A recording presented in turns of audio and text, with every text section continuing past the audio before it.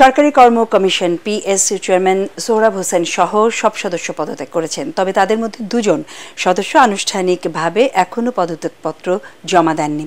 আগামীকালের মধ্যে জমা দেবেন তারা। চেয়ারম্যান সহ অন্য সদস্যরা পিএসসি সচিবের কাছে জনপ্রশাসন মন্ত্রণালয়ের বরাবর পদত্যাগপত্র জমা দিয়েছেন। তবে কোন দুজন এখনও পদত্যাগপত্র জমা দেননি তাদের নাম জানা যায়নি।